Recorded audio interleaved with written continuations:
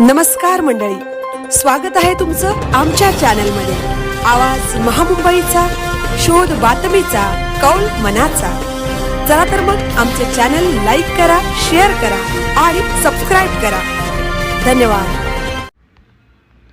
खरोशी येथे दरड कोसळली, घरांचे मोठ्या प्रमाणावर नुकसान।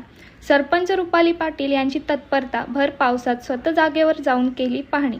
पेण तालुक्यातील खरोशी येथे काल आणि आज झालेल्या मुसळधार पावसामुळे खरोशी दुर्शेत येथील बाळगंगा नदीने रौद्ररूप धारण केले असून नदीने धोक्याची पातळी ओलांडली आहे। परिणामी गावातील 70 ते 80 घरांमध्ये पावसाचे पाणी घुसल्यामुळे घराचे नुकसान झाले आहे।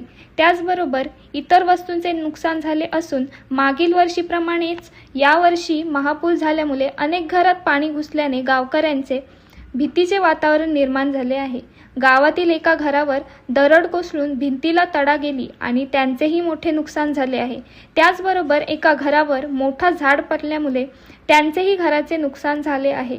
सरपंच रुपाली महेश पाटील आणि ग्रामपंचायत सदस्य व इतर गावातील ज्येष्ठ मंडळी या सर्वांवर लक्ष ठेवून असून प्रशासनाने दिलेल्या सूचनांचे तंतोतंत पालन करत असून ज्या ज्या घरांमध्ये पावसाचे पाणी घुसले आहे अशा घरातील सर्व आबालवृद्धांना घराबाहेर काढून सुरक्षित ठिकाणी हलवण्यात आल्याची माहिती सरपंच रुपाली पाटील यांनी दिली आहे।